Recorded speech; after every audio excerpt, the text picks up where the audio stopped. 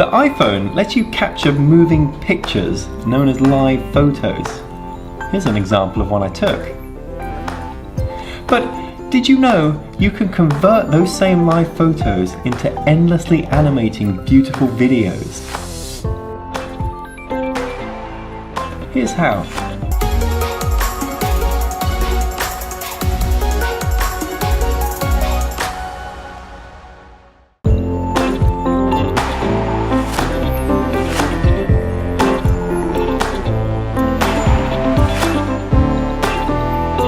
So let's take a look at some of the effects you can apply to these photos. Here's a picture of a birthday cake.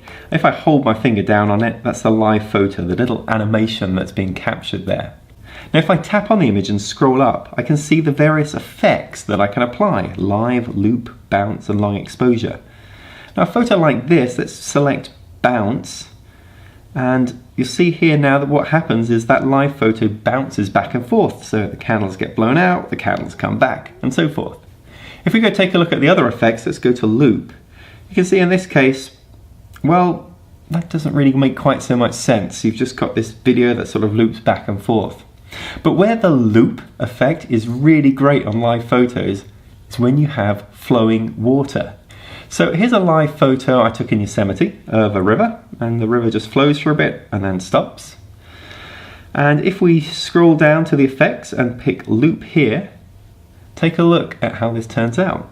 Now we've got this endless flowing river. It will just go on forever. And it's really hard to see where it's looping. These types of pictures work best when you have some sort of movement that is easy to loop around, like flowing water, but you don't have too much other movement. So you can see there's not much wind, nothing else is moving, so it makes it fairly easy to hide the fact that this is looping. Let me show you another example. If I push down to look at the live photo, you can see it flows a little bit. So let's go turn on the looping effect. And now you can see that that water loops around very nicely. Except in this photo there is some other movement as well. For example, can you see those people walking in the background there? That kind of gives away this is a loop.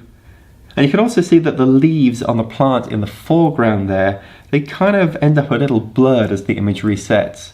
But overall I think that's still a pretty cool photo. This works really well with waterfalls as well. Just turn on that loop and you've got a waterfall that never ends.